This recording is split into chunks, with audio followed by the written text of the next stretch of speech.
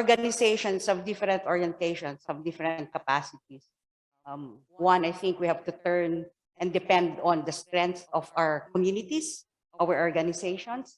Two, we also have to look into the support of advocates for Indigenous people's rights, advocates for human rights, to also assist us, not only in terms of articulating or exposing the situation, but also helping communities on the ground, like documentation, because these are very necessary to define what course of action they will take. Third, we can also rely on champions of human rights or friends for human rights of those who are in government.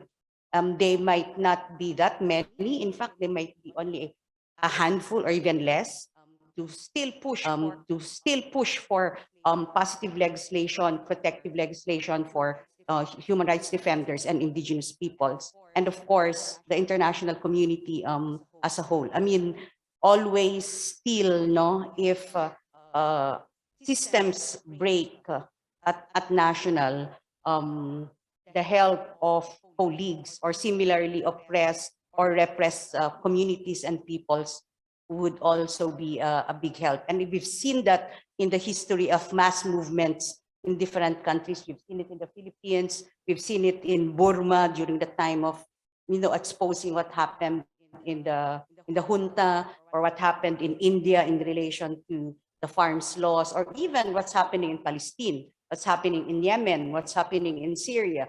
I mean, if not with that, and of course, important also is the role of media, especially at this time that we have social media. Indeed, the spread of information goes very fast. So with disinformation, so with fake news, so with false news. So that's also something now that we need to tackle, not only repression, but also the flow of massive disinformation.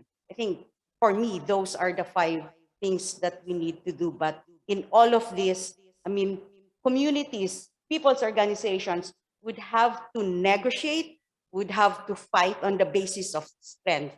And for me, that's where the issue of consolidation and building social movements is very, very important, because that defines the kind of action, that defines also the kind of solidarity or support that we receive.